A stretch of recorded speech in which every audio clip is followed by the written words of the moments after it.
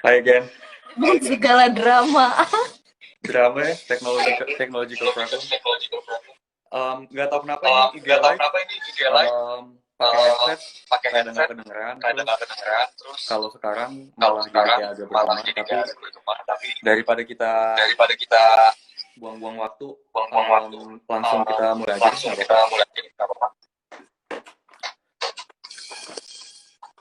Kita langsung mulai aja. Jadi Oke. pertama apa dulu nih yang tadi kita udah perkenalan, udah angkat tema juga tentang gizi, asupan kesehatan masyarakat dan makanan. Jadi waktu dan tempat dipersilakan buat Cia.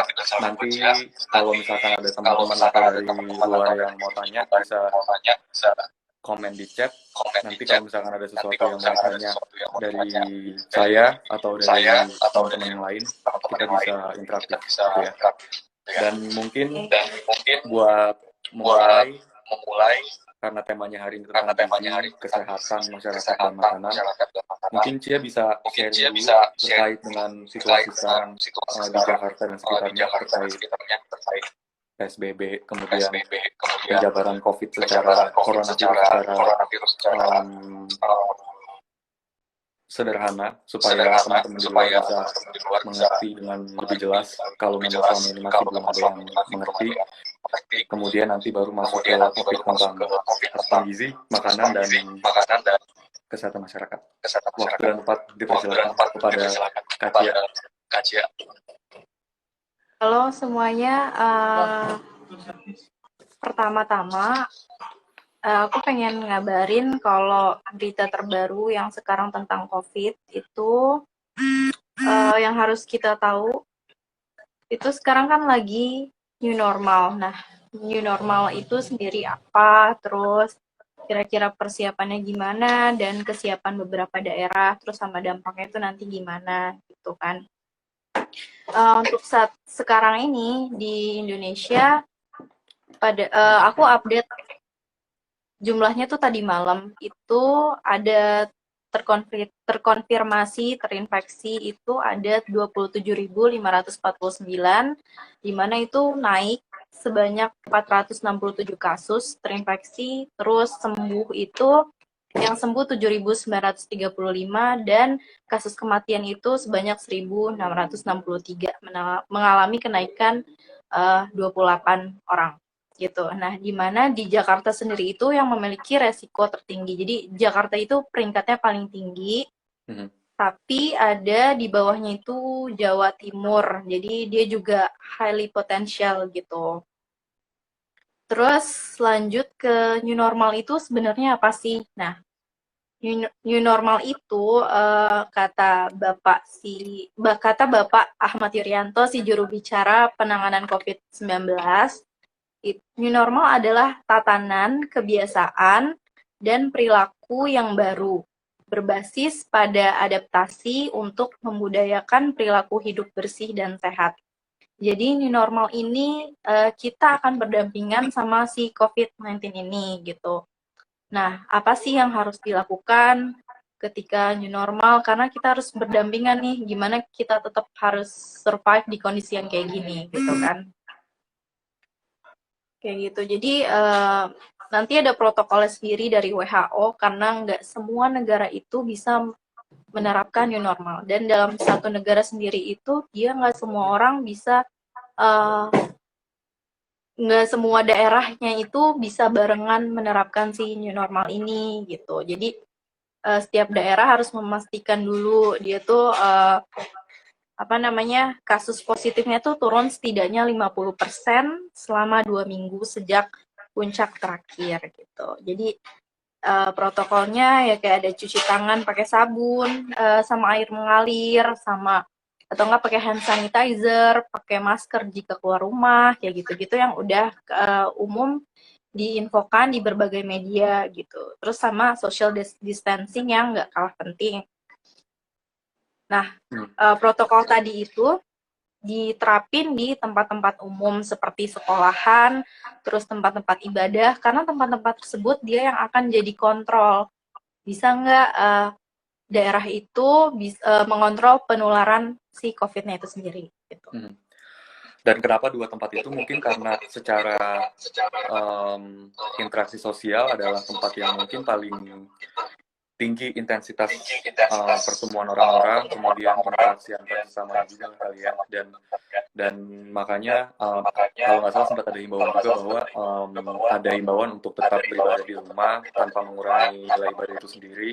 Kemudian untuk yang di kantor, kalau misalkan harus ada semacam metode shift di antara sama karyawan. Dan kalau kita melihat kemarin baru baca ini sih, baru baca beberapa minggu lalu, baru betul-betul baca peraturan pemerintah nomor 21 tahun 2020, dan penerapan PSBB itu sendiri sebetulnya belum bisa dikatakan PSBB sampai ada 2 kriteria yang dipenuhi. Pertama, ada jumlah kasus dan atau jumlah kematian akibat penyakit itu meningkat dan menyebar secara signifikan. Yang kedua, terdapat kaitan epidemiologis dengan kejadian serupa di wilayah negara. Jadi kebijakan PSBB ini bukan sesuatu yang serta-merta karena COVID kita bisa langsung bilang kita harus melakukan PSBB atau enggak, tapi kita harus lihat juga kriteria daerah tersebut memenuhi atau enggak untuk bisa dikaitkan dengan pemberlakuan PSBB itu sih. Terus preparationnya dari new normal itu sendiri aku baca dari kompas.com. Jadi yang pertama itu yang harus kita lakuin yaitu kita harus menerima realita bahwa perubahan itu lagi terjadi. Terus responnya adalah dengan mengikutinya. Terus kita juga harus cari informasi yang tepat tentang perkembangan COVID-19 ini sendiri. Karena yang kakak tahu kan, kemarin kita sempat ngobrol kalau banyak banget hoax yang disebarin, entah dari sosial media manapun tuh pasti ada hoax gitu. Jadi hoax itulah yang justru bukan memberikan manfaat, tapi malah menambah stres. Karena yang ada orang-orang tuh jadi tambah panik gitu. Ya, setuju. Dan kalau nggak salah pemerintah tuh udah mau mulai ini ya, melakukan relaksasi PSBB atau pemberlakuan new normal. Kenapa Kak? Sorry. Untuk sekolah. Jadi kayak pemerintah itu sebetulnya udah menerapkan protokol untuk persiapan normal itu sendiri, dari mulai pemulihan ekonomi, kemudian yang mungkin yang berhubungan langsung dengan Magiku adalah tentang back to school dari mulai PAUD hingga SMA. Ini kalau misalkan boleh dirinci sedikit, udah ada planning untuk tahun 2020 bulan Juli, anak-anak akan mulai hari pertama masuk sekolah dan awal semester tanggal 13 Juli. Kemudian masa pengenalan lingkungan dan sekolah bagi peserta didik baru itu dimulai di minggu kedua. Jadi sebetulnya udah sangat dekat sih dengan new normal yang tadi Cia barusan sampaikan ke kita semua. Dan makanya kenapa kita melakukan itu sekarang untuk sharing session tentang asupan gizi, makanan dan kesehatan masyarakat, karena dalam waktu 1 bulan itu akan sangat cepat, apalagi kalau misalkan kita semuanya ada di rumah, melakukan kegiatan semuanya dari rumah, dan ketika melakukan hal-hal tersebut di rumah, nggak akan terasa waktu itu berjalan begitu cepat gitu kan. Tiba-tiba nih udah kemarin baru lebaran di tanggal 24-25, sekarang kita tiba-tiba udah di minggu pertama mau masuk minggu kedua bulan Juni. Jadi persiapan yang harus dilakukan juga harus secepat dan sedini mungkin. Kayak gitu. Terus juga kita juga tetap harus interaksi sama keluarga, sama teman, supaya tuh untuk menguatkan secara psikologis juga gitu. Jadi kita semua tuh bisa menghadapi new normal ini secara positif. Betul.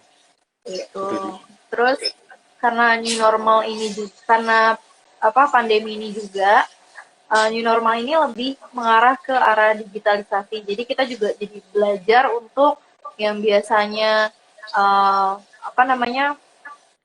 langsung gitu ya, direct gitu, face to face. Sekarang semua bisa beberapa hal ya, nggak semua itu dikerjain secara digital gitu, kayak misalnya kerjaan atau meeting segala macam, bahkan belajar pun bisa digital gitu. Betul. Ya gitu sih kalau dari new normalnya sendiri sama persiapannya. Terus aku mau bahas kalau new normal ini sebenarnya dia ada dua sisi kayak mata uang gitu. Jadi satunya dia itu memang udah pasti dari sudut pandang ekonomi dia mulai memperbaiki keadaan ekonomi yang ada sekarang ini, karena kalau misalnya lockdown terus atau PSBB terus pasti kan ekonomi itu jadi nggak berjalan dengan lancar kan gitu. Terus yang kedua adalah gelombang kedua atau second wave. Jadi penyebaran COVID-19 ini akan semakin meluas gitu. Nah, kejadian ini itu bergantung sama kita sendiri. Jadi bergantung sama kebiasaan hidup masing-masing individu gitu. Betul. Lalu terus mungkin Kak Cia bisa sharing sedikit tentang COVID-19 itu sendiri. Mungkin di sini ada ibu-ibu atau ada orang tua di luar sana yang sebetulnya masih nggak terlalu paham apa sih sebenarnya si coronavirus itu gitu kan. Karena mungkin karena kita sendiri nggak akan pada bisa lihat dengan mata kepala atau mata telanjang. Jadi mungkin Kak Cia bisa sharing sedikit supaya ibu-ibu atau orang tua murid di luar sana bisa tahu juga apa sih bahayanya, kemudian gejala-gejala apa yang pertama kali bisa muncul ke setiap orang ketika terpapar atau terkena virus corona. Oke, jadi kita ngebahas si COVID-nya sendiri. Mungkin kalian beberapa udah dapet info dari website gitu, terus atau dari TV. Nah, kita review sedikit aja lagi supaya buat reminder kedepannya kita bisa sama-sama menghadapi new normal. Nah, si COVID sendiri itu apa? Jadi pertama itu COVID ini kan disebabkan oleh virus. Jadi penyakit yang disebabkan oleh virus. Virusnya itu namanya coronavirus atau Severe Acute Respiratory Syndrome Coronavirus 2 SARS-CoV-2 singkatannya. Nah, virus ini dia itu nyerang sistem pernapasan kita. Nama penyakitnya itu COVID-19. Jadi Coronavirus Disease 2019 atau 2009 ditemukannya itu pada akhir Desember 2019 di kota Wuhan, Cina. Gitu. Nah, si virus ini juga dia menyebar sangat cepat ke hampir seluruh negara, yaitu lebih dari 227 negara yang aku dapat ya infonya, termasuk Indonesia. Jadi cuma dalam beberapa bulan itu dia cepet banget nyebarnya gitu. Terus virus juga ini pada banyak kasus dia itu memang hanya menyebabkan infeksi pernapasan ringan kayak flu, tapi juga bisa terjadi infeksi pernapasan yang berat kayak infeksi paru-paru atau yang biasa kita sebut tuh pneumonia. Yeah. Jadi COVID ini dia ada keluarganya juga, dia ada SARS sama MERS. Nah, itu juga pernah jadi pandemi di beberapa tahun lalu.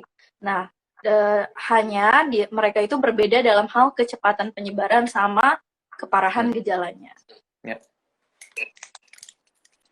Kemudian untuk gejala-gejalanya sendiri, Kak Cia, selama ini kan mungkin kita banyak mendengar ketika kita mulai terpapar dengan virus itu, ada dua kemungkinan. Ada dua kemungkinan. Yang pertama adalah orang itu terpapar virus dan tidak menunjukkan gejala sama sekali, sehat juga seperti biasa, tapi sebetulnya di dalam tubuh dia itu dia ada virus itu. Dan yang kedua, orang itu terpapar virusnya, kemudian dia menunjukkan gejala. Nah, gejala-gejala awalnya itu bisa dijabarin sedikit nggak sih buat orang tua murid di sini sama orang tua di luar yang hari ini mungkin belum bisa join, supaya mereka mungkin bisa lebih aware juga dengan kondisi sekarang. Ketika misalkan dalam kondisi pandemi seperti ini, mereka sakit, supaya bisa lebih aware dan jangan hanya berpikir mungkin ini cuma demam biasa atau mungkin ini cuma batuk atau pilek biasa, tapi mereka bisa juga lebih aware mungkin ini adalah salah satu gejala dan bisa melakukan tindakan pencegahan atau pengobatan lebih dini.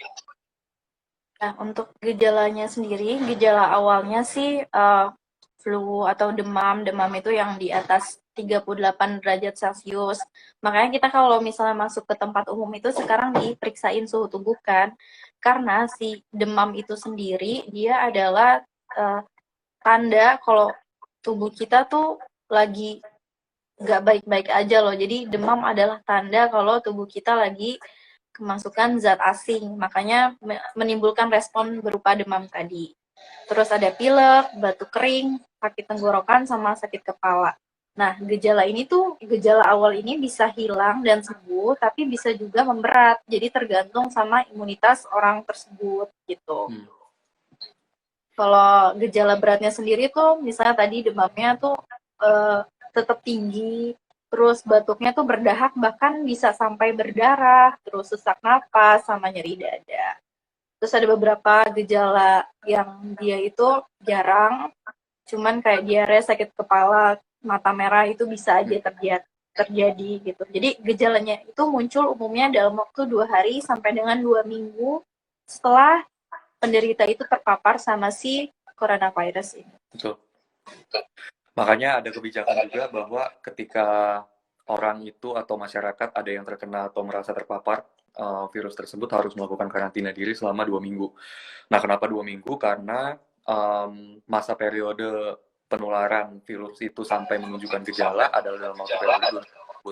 Dan walaupun dalam waktu periode 2 minggu, selama 10 hari atau selama 12 hari awal tidak menunjukkan gejala, tapi bisa jadi di hari ke-13 atau di hari ke-14, orang itu menunjukkan gejala. Jadi makanya kenapa social distancing dan karantina diri itu penting ketika ada lockdown ini. Jadi kita sendiri sebetulnya nggak akan pernah tahu kalau misalkan kita itu terpapar virus corona atau enggak. Karena kita nggak akan betul-betul tahu sampai kita dites. Gitu ya. Bisa jadi saya di sini yang lagi sekolah, ini bisa jadi sebetulnya ada nih virus corona di dalam tubuh, tapi karena saya tidak dites dan saya tidak menunjukkan gejala, jadi masih mengasumsikan diri sejauh ini masih sehat-sehat. Begitu pula dengan Kacia atau teman-teman lain di luar sana. Jadi tidak menunjukkan gejala dalam kondisi baik-baik aja itu belum tentu mengindikasikan bahwa kita semua itu terbebas dari virus tersebut gitu kan. Jadi makanya kenapa awal-awal adanya PSBB ataupun adanya lockdown di berbagai negara itu social distancing dan karantina diri selama 14 hari itu penting banget karena dalam waktu periode 14 hari itulah kita betul-betul bisa tahu apakah kita bawa virusnya dengan menunjukkan gejala atau tidak dan mengurangi atau meminimalisasi betul-betul resiko penularannya sih. Dan tadi kalau Kacia sempat nyinggung sedikit masalah imunitas. Kalau kita ngomongin imunitas tuh nggak akan pernah lepas dari asupan makanan ya sih. Kayak kita selama ini tuh mendengar dari media-media di TV, di Instagram, di sosial media lain, cara mengurangi resiko penularan itu dengan menggunakan masker, dengan menggunakan hand sanitizer cuci tangan, kemudian mandi setelah misalkan pergi dari luar, karena kita nggak tahu di luar sana kita nggak tahu siapa. Tapi saya pribadi ngerasa masih ada informasi yang selama ini tuh belum disampaikan, yang belum tepat sasaran atau masih kurang sosialisasi dari berbagai pihak, yaitu asupan gizi itu sendiri. Kita tuh di Indonesia sebenarnya punya gerakan 4 sehat 5 sempurna yang menurut saya itu seharusnya bisa lebih digalakkan dalam kondisi seperti ini gitu ya, karena gimana caranya kita memerangi virus yang kita nggak bisa lihat dengan mata kepala, yang dengan sampai sekarang pun vaksinnya belum ada, kalau daya tahan tubuh kita sendiri itu lemah gitu kan. Ya penggunaan masker, penggunaan hand sanitizer sama pentingnya dengan asupan gizi, ya kan? Jadi makanya kenapa kita di sini tuh berusaha buat angkat asupan gizi, terutama buat anak-anak di Mejiku, pengajar, pengelola RPTRA, dan semua pihak yang berkepentingan di Mejiku dan lingkungan sekitar itu bisa aware juga bahwa asupan gizi adalah salah satu faktor penting untuk bisa mengurangi resiko penularan COVID-19 ini sih. Aku mau sekalian promosi kesehatan juga. Jadi kalau untuk sekarang silakan, ini yang berlaku itu bukan 4 sehat 5 sempurna Kak. Jadi itu adalah itu yang dipakai zaman dulu. Jadi kalau zaman dulu tuh orang banyak yang gizi buruk, banyak anak-anak yang meninggal karena kelaparan, banyak ibu hamil yang meninggal karena asupannya tidak kuat gitu. Jadi ketika melahirkan atau bahkan ketika melahirkan mereka mengalami pendarahan dan sebagainya itu karena memang asupannya kurang. Makanya digalakannya 4 sehat 5 sempurna. Tapi kalau sekarang udah triple burden, double burden case. Jadi kayak udah ada yang gizi lebih juga. Jadi sekarang tuh namanya pedoman gizi seimbang. Jadi ini tuh memang penting banget diterapin. Pedoman gizi seimbang. Pedoman gizi seimbang. Jadi ini tuh yang emang harus diterapin sih, apalagi dalam kondisi seperti ini gitu kan. Kenapa sih gizi itu penting buat menjaga kesehatan kita? Karena ketika kita sakit gitu kan, si COVID ini apalagi kan dia penyakit infeksi ya, gitu. Ketika kita sakit, yang berperan besar dalam menjaga imunitas tubuh adalah zat gizi tadi. Jadi zat gizi dari makanan kan ada karbohidrat, lemak, protein, energi, terus ada vitamin dan mineral, itu kan kita dapat dari makanan. Nah, mereka ini yang dibutuhkan sama si sistem imun kita supaya bisa fight melawan benda-benda asing tadi. Benda-benda asingnya tuh bisa berupa virus, bisa berupa bakteri kayak gitu, dan ya macam-macam gitu. Jadi memang itu yang dibutuhin gitu. Apalagi buat kelompok rentan. Jadi ada namanya kelompok rentan yang terdiri dari anak-anak, ibu hamil, terus ibu menyusui juga termasuk, terus lansia dan orang-orang yang udah ada udah ada kayak masalah gizi, kayak gizi kurang, dan orang-orang yang ada masalah imunitas. Jadi kayak ada misalnya penyakit autoimun kayak gitu. Jadi COVID-19 ini sangat mempengaruhi gitu si kelompok rentan tersebut gitu. Karena mereka itu kalau ibu hamil, dia itu imunitasnya harus kuat karena di dalam tubuhnya itu kan terdiri dari 2 individu atau bahkan lebih gitu kan. Jadi asupannya tuh benar-benar harus diperhatikan. Sedangkan untuk kayak lansia atau orang-orang yang sudah sakit itu imunitasnya sudah dalam kondisi yang lemah. Jadi ditambah lagi dia harus fight musuh yang lain lagi. Jadi bakal senjata yang dikeluarin tuh harus banyak gitu.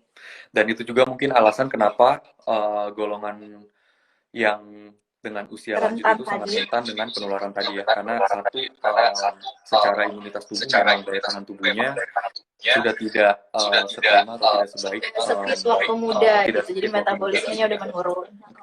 Oke. Gitu. Baik. Terus kemudian mungkin Kak Cia bisa sharing dikit nih Kak. Tadi Kak Cia sempat mention juga tentang asupan gizi yang seimbang, ada lemak, ada protein, ada karbohidrat. Mungkin Kak Cia bisa sharing-sharing juga apa aja sih kategori makanan yang masuk dalam kategori lemak, protein, karbohidrat, supaya mungkin orang tua muda makannya di luar sana atau sekarang yang nggak nonton bisa dapat pengetahuan tambahan juga. Makanan pokok seperti nasi, seperti kentang, seperti mie, seperti bumbu-bumbu lain, kecap segala macam. Kalau misalnya untuk makanan itu baik sebenarnya konsumsi beraneka ragam jenis makanan itu yang terbaik gitu. Jadi kita nggak melulu konsumsi satu bahan makanan itu terus. Intinya beraneka ragam itu sangat baik. Tapi kalau di kondisi yang sekarang ini, kadang kan orang mikir untuk menjadi sehat itu pasti budgetnya mahal gitu kan, dapat bahan makanannya yang mesti yang mahal. Enggak kok, sebenarnya itu bisa didapatkan dengan mudah.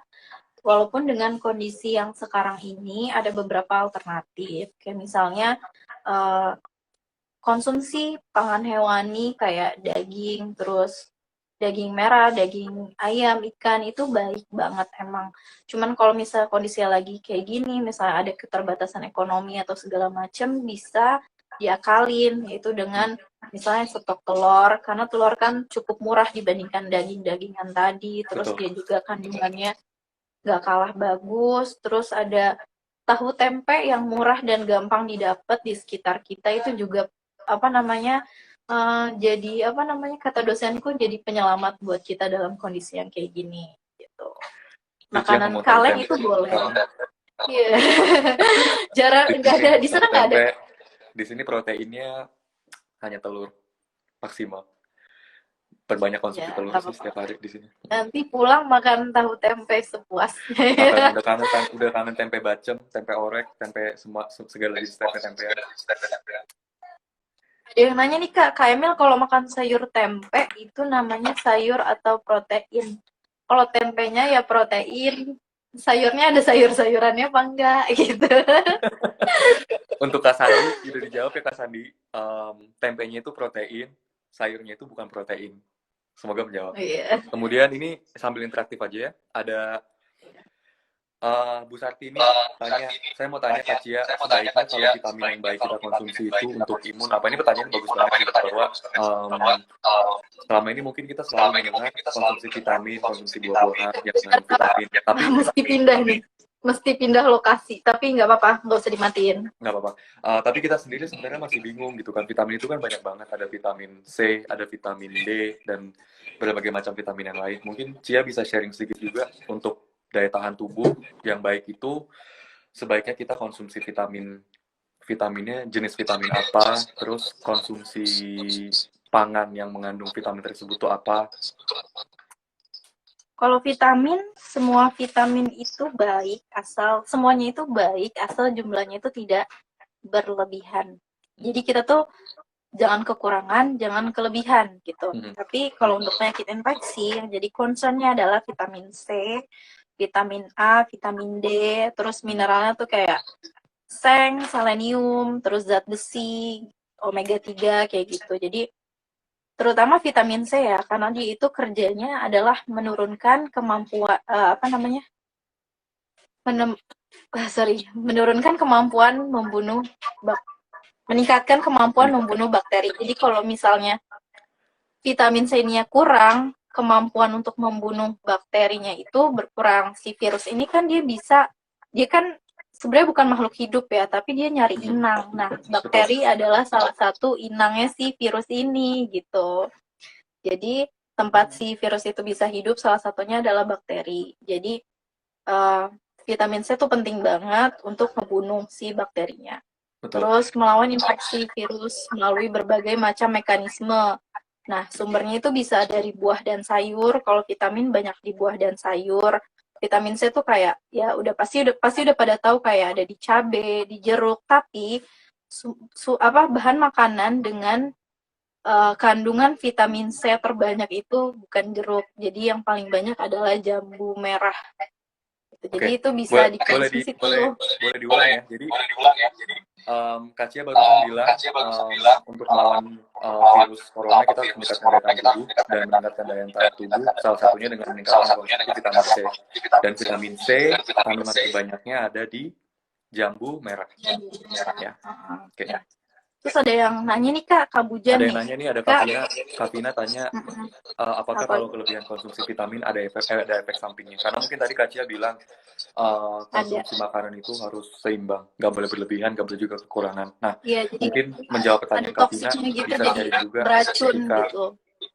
Ketika kita kekurangan apa yang akan terjadi, kemudian ketika kelebihan konsumsi itu apa efek sampingnya?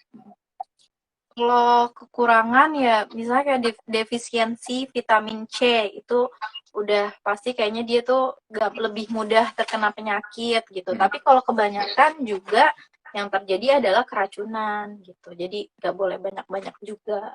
Ada kok daily intake harian untuk vitamin tuh berapa. Tapi biasanya sih kayak ini kan juga ada yang nanya nih tadi ya Kak Bujan, kalau misalnya kita konsumsi yang tablet gitu gimana? Kan ada yang tablet terus ada yang minuman gitu ya, yang klaimnya itu misalnya 1000 vitamin C gitu. Padahal tubuh kita juga tidak membutuhkan vitamin C sebanyak itu setiap harinya. Jadi yang terbaik adalah dari makanan. Karena yang banyak itu sisanya nanti akan terbuang gitu. Betul. Oke. Terus selain ada vitamin C, ada juga vitamin A. Vitamin A ini dia banyak fungsinya ya, si beta karoten ini. Dia itu menurunkan infeksi, terus adanya itu di hati sapi, ubi kuning, bayam, labu kuning, dan segala macam gitu. Jadi yang penting sih vitamin C, A, sama D. Kalau D itu dia tingkatin aktivitas, jadi dia meningkatkan aktivitas protein nih. Ada protein namanya si katelisidin. Nah, dia itu protein antimikroba. Jadi dia bantu untuk memusnahkan si mikroba-mikroba itu.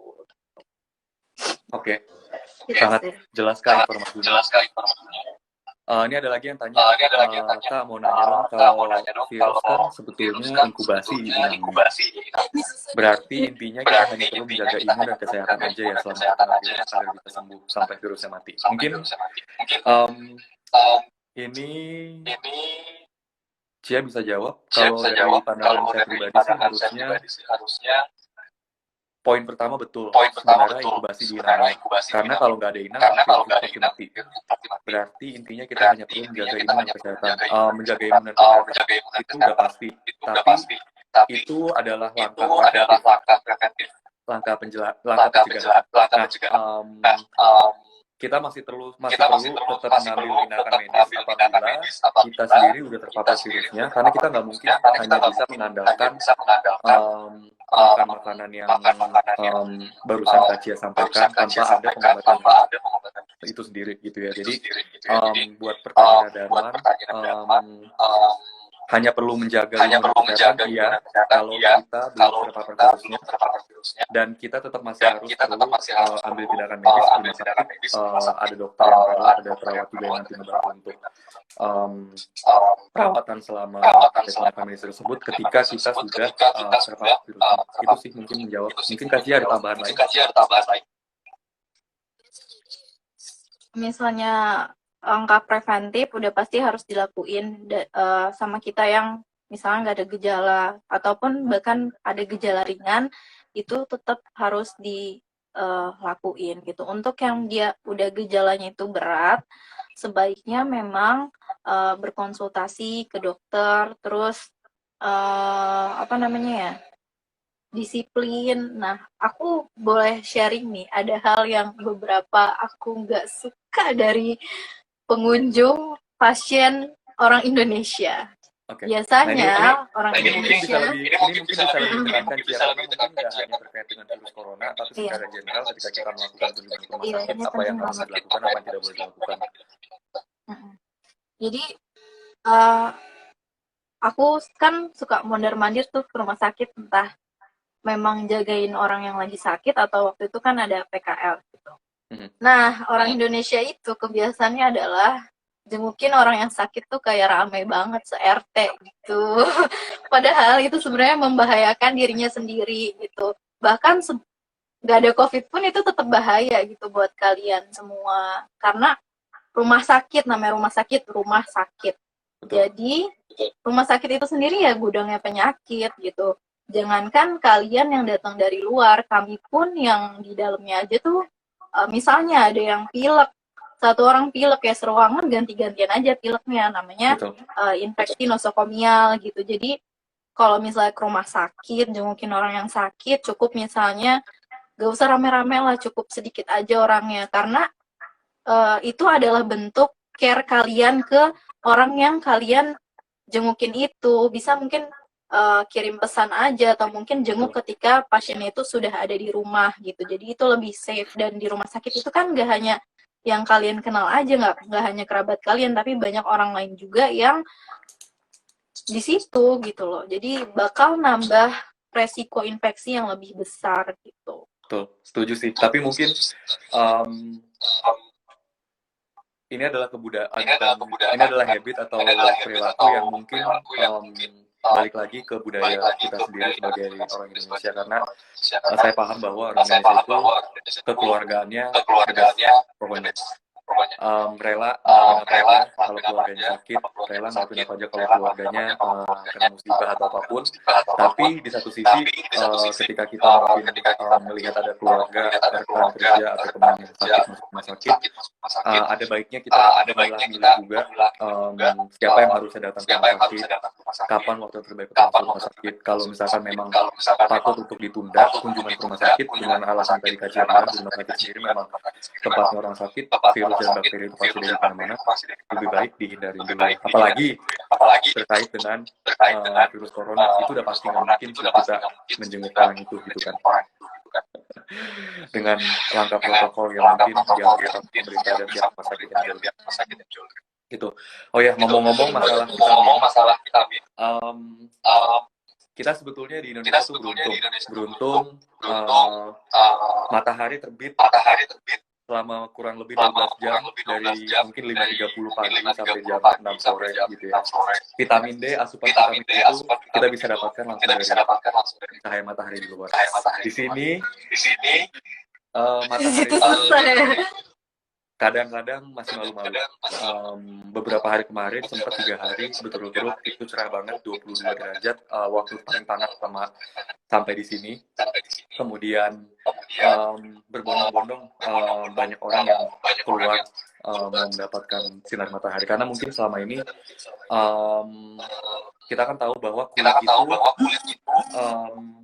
akan memproduksi akan memproduksi vitamin D ketika kulit kita itu terpapar langsung oleh sinar matahari. Betul nggak sih, Cia? Iya, jadi Betul, kan? apa namanya?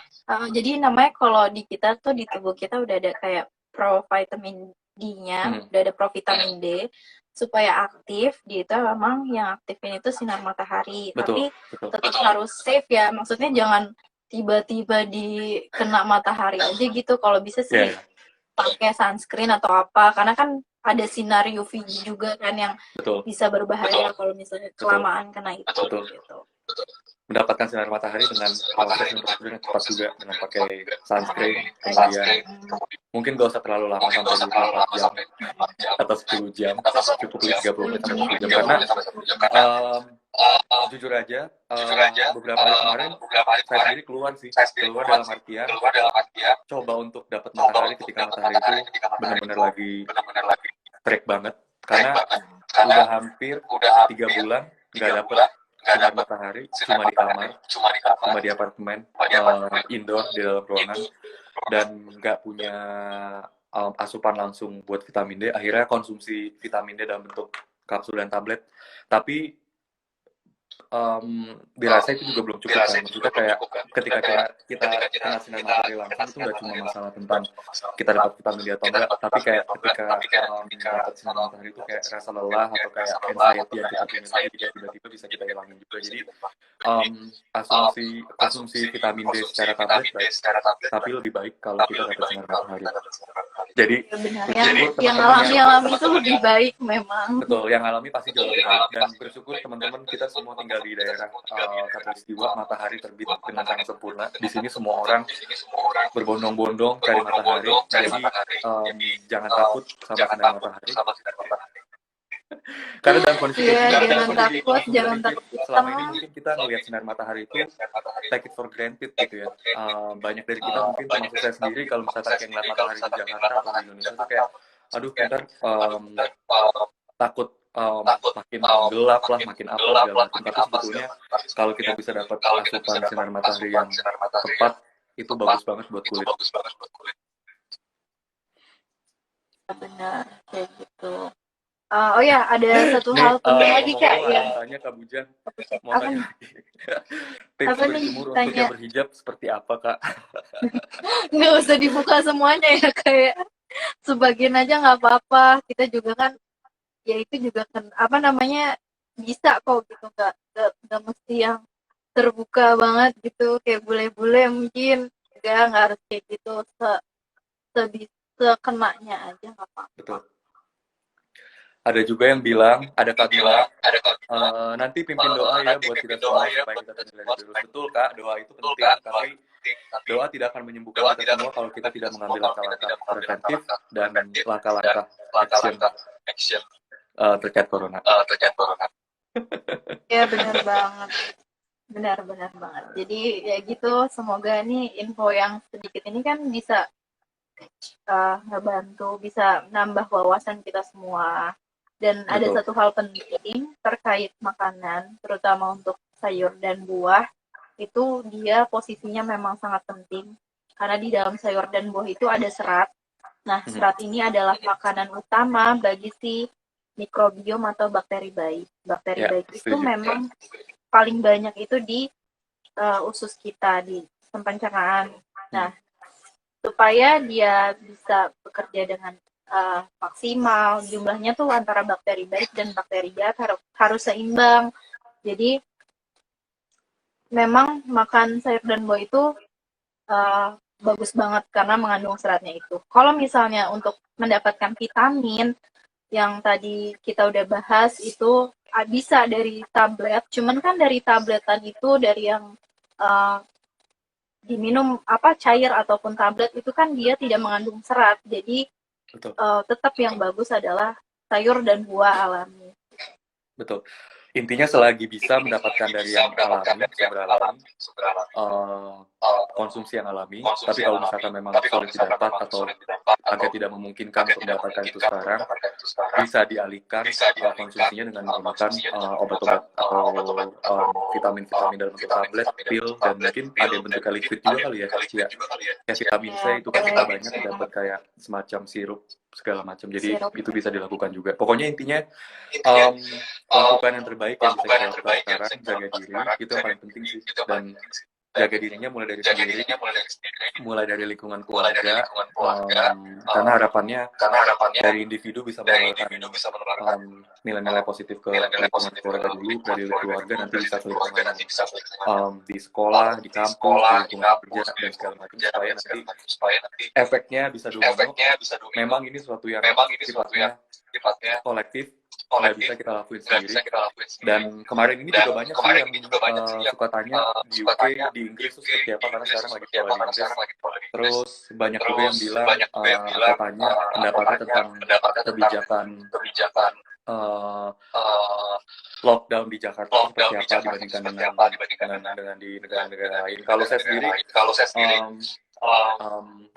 kita di komunitas itu selalu punya pemikiran bahwa kita itu melakukan kegiatan di Mejiku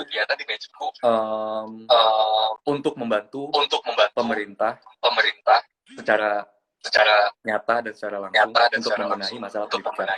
Memang mungkin efeknya tidak akan sebesar atau sedahsyat ketika misalkan kita bergabung dengan organisasi politik yang punya wewenang atau punya kebijakan untuk membuat suatu rumusan undang-undang yang sifatnya mengikat seluruh warga negara atau negara. Tapi kita berbuat yang kita bisa di lingkungan terdekat kita, di lingkungan paling kecil, yaitu di komunitas. Gitu ya. Kita sekarang punya hampir 65 pengajar. Murid yang terdaftar ada 181. Orang tua murid, insya Allah, the best, selalu info. Kemudian kita punya rumah RP Tragodandia yang selalu kita bisa andalkan untuk melakukan kegiatan. Jadi kita mulai dari ranah atau dari tempat yang kita bisa mulai dulu, gitu ya. Karena selama ini tentang asupan gizi, tentang kesehatan masyarakat, kemudian tentang makanan itu sendiri, banyak banget orang-orang yang di sosial media itu jadi keyboard warrior, ngetik komplain tentang pemerintah harus melakukan ini, pemerintah harus melakukan itu, kecewa dengan beberapa pihak atau beberapa oknum yang kemarin secara gamblang mempertontonkan bahwa seolah-olah virus itu tidak ada, virus itu tidak memungkinkan. Sekali lagi saya mau tekankan di sini bahwa setiap orang punya kepentingan. Mungkin orang yang di luar sana yang kemarin kita lihat berbondong-bondong belanja ke pasar rame-rame, mereka juga punya kebutuhan hidup. Masalah perut mereka, keluarga mereka yang harus dihidupi, keluarga lain yang mungkin bergantung sama mereka untuk masalah pencarian nafkah. Gitu. Pemerintah pun juga sama. Saya juga tahu bagaimana sulitnya mengatur atau mengurus negara yang besarnya itu dari Inggris sampai ke Iran. Kalau teman-teman mau tahu besar negara kita dengan 260 juta penduduk, dengan 17.000 lebih pulau, dengan berbagai macam budaya, kemudian kolektivitas masing-masing daerah yang berbeda-beda dinamikanya. Jadi sangat sulit sih buat pemerintah buat betul-betul mengambil kebijakan yang pas dan bisa membahagiakan atau bisa menyenangkan semua pihak. Dan saya dan kami komunitas sadar bahwa pemerintah nggak bisa kerja sendirian, dan orang-orang di luar sana butuh bantuan. Makanya kita di sini berusaha untuk menjadi penengah dari lingkungan sekitar kita dulu, gitu kan. Dan di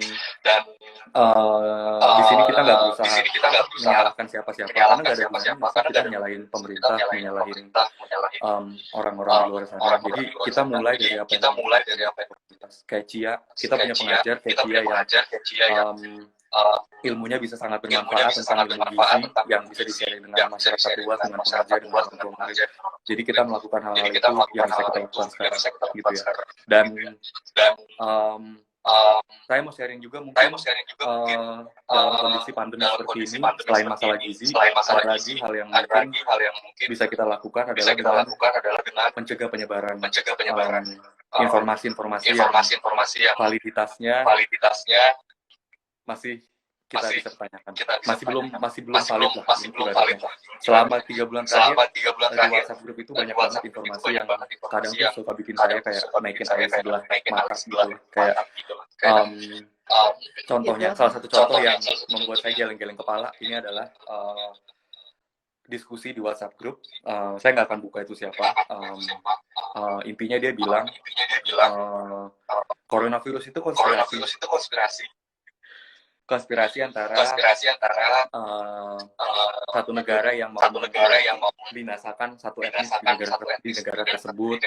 Ada juga yang bilang terkait dengan perang dunia ketiga dan lain segala macam. Jadi itu adalah semua informasi yang validitasnya belum terbukti.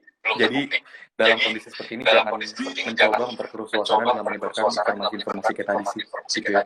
Dan ada juga informasi yang terkait dengan masalah ekonomi atau ketahanan nasional.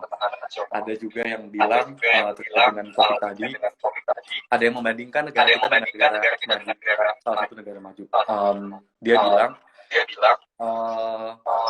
dalam menangani corona ini, satu negara maju tadi itu secara makroekonomi terlihat jelek atau nggak bagus, performa ekonomi secara makro dibilang seperti itu.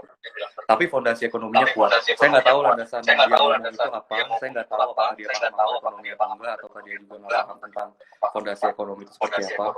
Dan dia langsung membandingkan secara gamblang dengan kondisi Indonesia. Jadi dia bilang kondisi di sana tidak seperti di Indonesia yang secara makroekonominya terlihat perfect, sempurna, bagus banget. Tapi secara ekonomi fondasi rapuh. Dan ketika ada virus corona menyerang negara kita, ekonomi kita ambruk total. Dan itu agak sedih sih waktu baca dan mendengar ada orang yang secara gamblang tanpa teori atau tanpa data-data yang akurat sharing tentang ekonomi ambruk total itu bisa menimbulkan kepanikan atau rakyat di bawah sana, apalagi termasuk kepada rakyat kecil yang mungkin nggak paham tentang ekonomi gitu kan.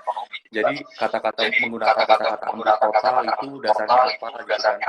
Kalau ngomongin ekonomi makro itu banyak banget indikatornya, ada supply and demand, kita juga bicara tentang nilai tukar yang relatif masih stabil, kemudian ada inflasi, pengangguran, kemudian pengeluaran belanja negara, ada pengeluaran household, ada pengeluaran investment. Jadi dalam kondisi kayak gini nggak usah dan nggak perlu kita sharing informasi yang masih belum valid informasinya atau kebenarannya, dan diam aja tuh sebetulnya salah dan karena kita bisa lakukan untuk bisa influence orang untuk melakukan hal yang sama terkait dengan pencegahan penularan COVID, seperti yang Cia lakukan, melakukan sosialisasi tentang asupan makanan, gizi, dan apalagi kalau kita sharing tentang informasi yang kualitasnya itu masih belum bisa dipertanyakan. Jadi daripada bikin konspirasi yang jelas, kemudian menyalahkan orang-orang, yuk mulai dari diri sendiri, mulai dari keluarga terdekat, karena cuma itu sih yang bisa kita lakukan sekarang. Ya nggak sih? Iya benar banget, setuju. Daripada pusing-pusing mikir yang bahasanya terlalu tinggi, hard to digest, mendingan ya udah ke keran, cuci tangan pakai sabun lebih simple gitu, pakai masker lebih simple. Setuju. Dan ngomong-ngomong tadi ada beberapa juga yang tanya, Kak, new normal di UK seperti apa? New normal di sini UK itu memperlakukan lockdown kalau nggak salah di minggu ketiga bulan Maret. Kemudian sudah berlangsung hampir mau 3 bulan, mau berjalan 3 bulan, dan di minggu terakhir bulan Maret pemerintah UK itu mengirimkan surat ke masing-masing rumah di UK yang menyatakan bahwa sekarang itu negara dalam kondisi darurat dan memberikan instruksi langsung kepada masyarakat untuk stay at home. Dan ketika lockdown di Inggris itu masyarakat masih boleh keluar untuk exercise selama 1 hari, tapi kita dilarang untuk kayak bertemu beberapa orang atau beberapa kolega dari mereka yang rumahnya yang tidak satu rumah dengan kita. Jadi itu masih dilarang, dan sampai sekarang masih berjalan, tapi mulai tanggal 1 Juni kemarin ada beberapa hal yang sudah dilarang sama pemerintah di UK. Salah satunya, ini kalau mungkin bisa dibacain sedikit, kita udah boleh pergi keluar bertemu dengan beberapa teman, maksimal itu 6 orang, dengan jarak social distancing 1-2 meter, boleh pergi piknik, boleh pergi sunbathing, kemudian pergi keluar untuk exercise sebanyak mungkin yang kita ingin. Tapi di sini dibilang keeping at least 2 meter apart, dengan metode social distancing yang physical distancing-nya diberlakukan sebelumnya seperti itu. Dan sejauh ini kantor, perpustakaan, restoran, pub, gym, tempat olahraga, kampus, universitas, perpustakaan itu masih tutup. Supermarket untuk beli bahan-bahan kebutuhan pokok, dan sebetulnya restoran ada beberapa yang sudah buka, tapi mereka hanya menyediakan jasa delivery. Itu sih kalau gambar yang dari UK. Dan untuk masalah makanan sendiri, di sini makanannya agak berbeda. Jadi pinter-pinter kita buat mensuplai vitamin dan kandungan lemak, protein, karbohidrat yang tadi dibilang sama Kak Cia. Kalau kayak di sini mungkin kalau mau nyari tempe agak susah, nyari tahu juga ada tofu, tapi rasanya pasti beda, bukan kayak tahu Bandung. Jadi lebih banyak konsumsi telur kalau masalah protein. Kalau lemak, berusaha tetap konsumsi daging, mengurangi konsumsi daging merah sih sebetulnya. Jadi lebih banyak makan daging ayam, sama sesekali tetap makan daging sapi. Terus ikan itu susah, bukan susah dalam artian susah didapat, tapi variasinya dikit banget. Beli salmon, tapi nggak terlalu banyak pilihan lain selain salmon, tuna, itu sih. Kalau di Indonesia kan banyak ya, ada ikan terumbu, ada ikan corona, ada ikan gurame, ada ikan apalagi, ada ikan asin, ada ikan banyak banget. Jadi bersyukurlah yang masih pada di Indonesia, kayak masih pada bisa mendapatkan asupan gizi yang benar-benar gampang banget didapat ya nggak sih? Iya benar. Masih tapi bisa ada bagusnya juga bisa online juga gitu kan, masih bisa keluar sebetulnya dengan PSBB, dengan metode social distancing, tapi gitulah, masih harus banyak bersyukur tinggal di Indonesia pokoknya. Ya, tapi di sana tuh aku juga yakin, karena di luar itu yang aku dengar dari dosenku, rata-rata di luar itu mereka sangat pemerintahnya tuh sangat concern dengan bahan makanan yang boleh dikonsumsi sama warganya. Jadi yang kakak dapetin di sana itu yang benar-benar sudah dipikirin dan itu aman. Jadi gimana ya, terutama kayak masalah karbohidrat kompleksnya gitu, Betul. Sumber makanan energinya. Kalau di sini kan nasi gitu, di sana enggak, di sana lebih ke roti. Justru itu sebenarnya lebih bagus gitu. Kayak gitu-gitu sih. Jadi ada plus minusnya lah masing-masing daerah, karena setiap daerah itu punya sumber daya alam yang beda-beda. Betul. Dan kalau di sini sih makanan itu mengacu sama standar WHO. Jadi WHO itu kan punya masing-masing region, yang ada region Asia, ada region Eropa, Amerika, Afrika, Australia, Latin Amerika, atau Amerika Selatan. Dan kemarin beberapa minggu kemarin sih sempat googling atau sempat baca-baca juga bahwa di sini tuh mengacunya ke World Health Organization atau WHO, lembaga kesehatannya yang ada di Eropa. Jadi kalau buka nanti mungkin kita bisa share juga di Instagram story-nya Jiku buat di Indonesia gitu ya. Kalau teman-teman atau siapapun nanti setelah ini yang mau tahu banyak tentang asupan gizi. Jadi ini website-nya tuh komprehensif banget. memberikan general tips tentang bagaimana cara membuat plan makanan, berapa waktu yang kita buat untuk mengelola misalkan kayak bikin satu makanan terdiri dari protein, lemak, atau karbohidrat.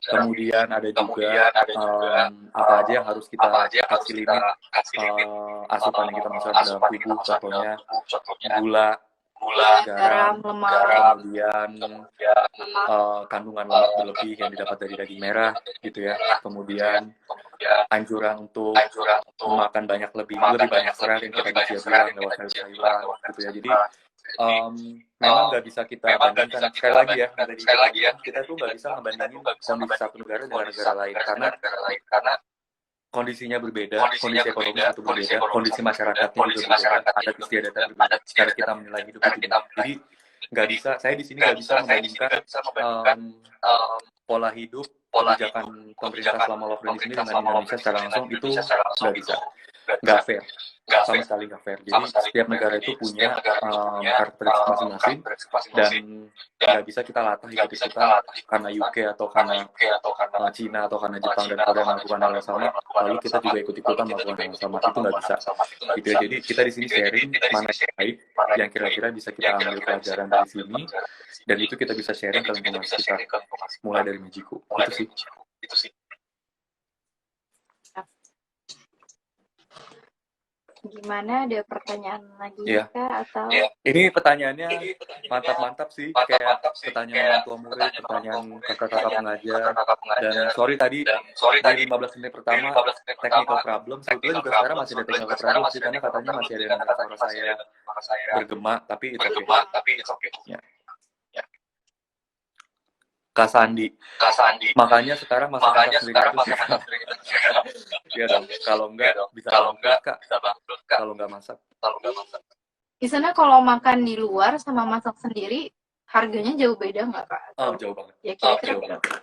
Sekali makan, kalau makan biasa di restoran cepat saji, restoran ya buat lunch, makan nasi, makan di sini tuh nggak ada restoran Indonesia. Adanya restoran Indonesia, restoran paling dekat rasa Melayu itu Malaysia. Restoran Malaysia, restoran Thailand, restoran India, restoran Chinese food, makan dari Cina, Korea, Jepang, itu banyak ditemukan. Jadi sekali makan kayak yang isinya ada karbohidrat, ada lemak, ada sayur, ada minum segala macam, itu kisaran antara 7 sampai 10 pound sterling. 1 pound sterling itu 17.000 ya kalau nggak salah. 17.000 di kisaran 17.000 18. Jadi kalau dikali dengan kurs Indonesia tadi, mungkin sekali makan bisa hampir 200.000 sampai 300.000 gitu ya. Sekali berapa kali makan? Kalau masak sendiri itu harganya jauh banget. Kita bisa nekan biaya hidup kalau makan kalau kita masak sendiri. Saya itu makan atau belanja setiap minggu. Satu minggu itu habis sekitar 25 sampai 40 pound. Limit bawahnya adalah 25, 40 itu batas atasnya. Jadi 40 tuh kayak ibaratnya seminggu itu kita bisa makan mewah lah. Makan mewah dalam artian bisa makan daging, bisa makan yang sesuai yang kita mau dan kita bisa makan. Jadi disparitas atau beda harganya lumayan jauh. Kemudian ada lagi yang tanya, di UK ada daerah udah zona hitam belum sih, Kak? Sebetulnya ketika pemerintah melakukan lockdown di sini itu, saya mengasumsikan bahwa ya sebetulnya UK secara atau Inggris secara keseluruhan itu sudah dalam zona hitam sih. Ya nggak sih? Kalau misalkan kita sudah sampai dalam posisi lockdown gitu ya. Cuma mungkin tingkat, karena Inggris itu kan United ya, maksudnya kayak kesatuan dari berbagai macam state. Di sini ada Scotland, ada England, ada Skotlandia, ada England, ada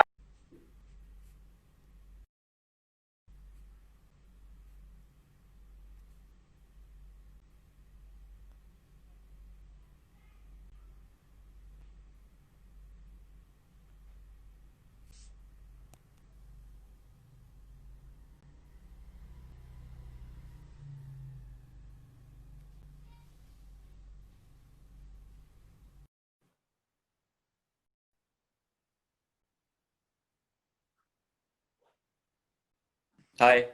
Tadi di save nggak? Di save. Oke, siap.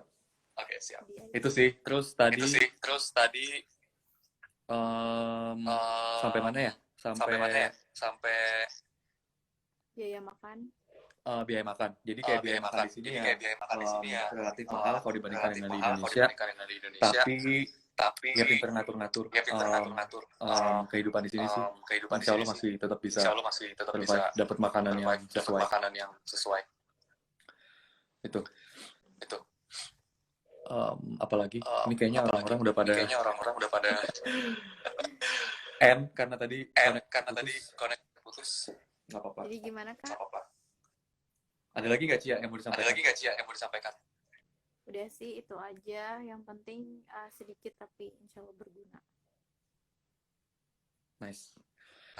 Ini sesi pertama masih banyak error di mana-mana, terutama technical problem.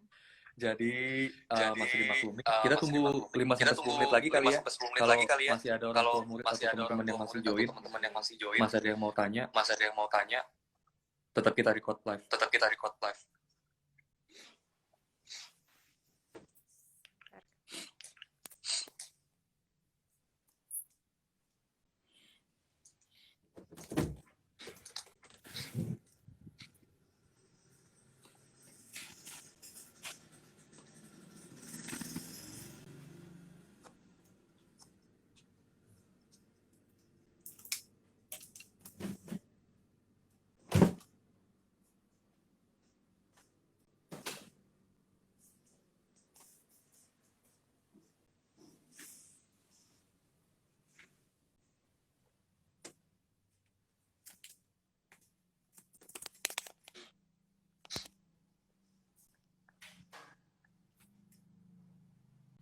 Kak, ada yang nanya, 17 Juni Liga Inggris udah mulai.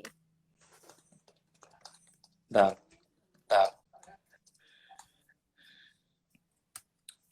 Kak, tanggal 17 Juni. Liga Inggris maksudnya. Liga Inggris udah mulai, pemerintahnya bakal ada pengeluaran lagi. Susah menjawab ini karena politikal banget ini pertanyaannya. Saya bukan orang Inggris.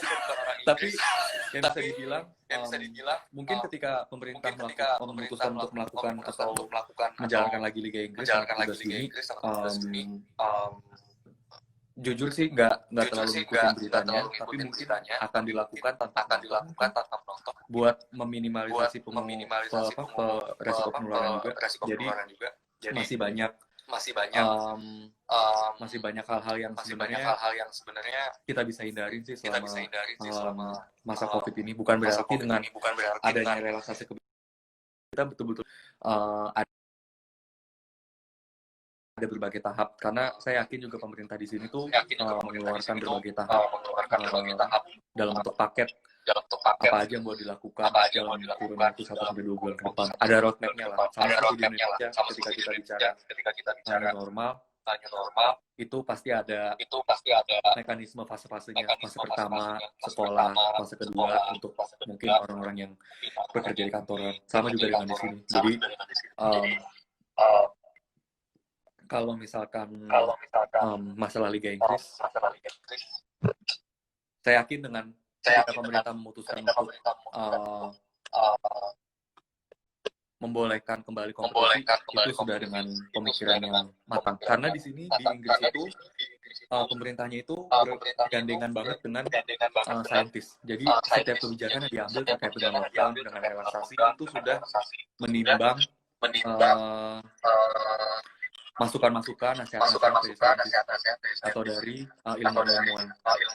Jadi harusnya sih ketika dibolehkan sudah ada validasi dan alasan yang kuat. Sorry, by the way, ini udah menuju low bed. Udah dicek sih tadi. Pertanyaannya banyak yang mengundang politik ya. Tanya dong, kalau disuruh milih kesehatan sama ekonomi, lebih pilih mana? Saya percaya ekonomi dan kesehatan itu bukan suatu hal yang bisa kita tukar, bukan suatu yang bisa kita trade off. Keduanya bagaikan dua sisi mata uang di koin, semuanya sama-sama penting, gak bisa kita pilih salah satu. Cuma mungkin sekarang yang bisa mungkin pemerintah yang bertugas menimbang dua hal sih, kalau boleh dibilang. Dan makanya mungkin yang tadi saya bilang kebijakan masing-masing negara berbeda, makanya kita nggak bisa gamblang langsung bilang ekonomi yang buruk total, kesehatan juga buruk total, jadi harus ditimbang sama rata dan sama sisi. Dan kalau ditanya disuruh pilih keselamatan ekonomi, dua-duanya sama-sama penting. Balik lagi hanya kembali ke masalah prioritas mana yang mau diambil dalam kondisi lockdown seperti ini. Karena keselamatan manusia penting. Tapi nanti setelah misalkan kebijakan lockdown itu selesai, yang akan berdampak itu bukan hanya keselamatan manusianya, tapi juga dari segi ekonomi gitu. Dan bagaimana kita mengeradang kalau manusia sendiri belum bisa kita selamatkan. Dan bagaimana kita mau menyelamatkan manusia kalau ekonomi itu sendiri ambruk gitu sih. Jadi dua sisi mata uang. Dan nggak bisa. Kalau saya pribadi selalu berpikiran nggak bisa kita memilih salah satu. Kita harus menimbang dua-duanya. Bagikan dua sisi mata uang sama-sama penting, sama-sama berguna, sama-sama punya value.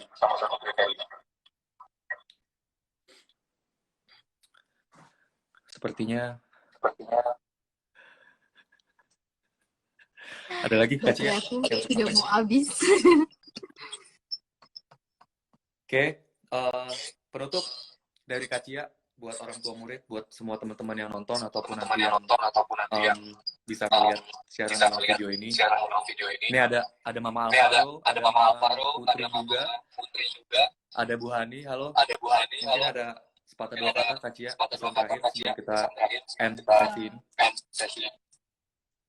Dari aku mewakilin teman-teman kakak-kakakku yang mungkin udah jadi tenaga medis, supaya yang kita nih yang ada di rumah untuk tetap di rumah, terus melakukan pencegahan semaksimal mungkin yang kita bisa, karena itu tidak hanya melindungi diri kita tapi orang-orang sekeliling kita juga gitu. Jangan jangan egois, tetap harus mikirin semuanya, tetap cek cross lagi kalau dapat informasi gitu. Jadi tidak nggak gampang percaya sama hoax gitu. Terus jangan panik buying juga, baik panik buying bahan makanan ataupun alat-alat kesehatan gitu.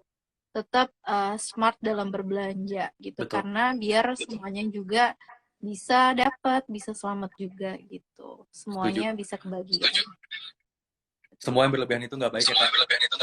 Baik konsumsi makanan, belanja alat-alat kesehatan, jadi semua harus bisa menimbang lah kira-kira berapa butuh kita konsumsi makanan tersebut, berapa butuh kita konsumsi alat kesehatan. Terus kalau dari saya tetap ikutin aturan pemerintah, PSBB ada yang normal, bukan berarti kita bebas melakukan seperti sebelum ada virus corona. New normal itu siogianya hanya prosedur bagaimana kita menjalankan hidup yang baru gitu ya. Dan pemerintah di sini mindset yang lebih baru. Betul. Jadi sebisa mungkin kumpul-kumpul dari dulu, sebisa mungkin pergi piknik, pergi keluar ke tempat-tempat wisata kalau dirasa nggak usah dilakukan. Saya tahu itu susah, buat saya sendiri itu susah, apalagi buat rumah yang punya anak kecil yang mungkin lagi aktif-aktifnya. Tapi percaya aja bahwa sekarang itu bukan buat orang lain, maksudnya bukan untuk orang lain secara langsung, tapi kita tuh bantu menyelamatkan diri kita dan teman terdekat juga. Jadi daripada kita keluar membahayakan diri sendiri, lebih baik kita stay di rumah. Itu sih. Oke, makasih thank you buat banget ya, udah yang nonton. bermanfaat. Ini sharing pertama dari buku. Kedepannya kita masih akan terus melakukan kegiatan sharing semacam topik dan tema-tema yang berbeda. Buat semuanya, jaga kesehatan, semua. Sampaikan salam saya dan Kak Cia buat semua rumah. Sampai ketemu lagi. Kemudian Kak Cia, jangan lupa di save semuanya, video yang tadi sempat kita ada error juga, biar nanti tim kreatif bantu untuk compile dan masukin ke IGTV supaya yang lain bisa nonton hari. Oke. Terima kasih ibu-ibu semua. Terima kasih Kak Cia. Sampai ketemu lagi. Nanti kita kabarin untuk sesi selanjutnya. Thank you. Ya.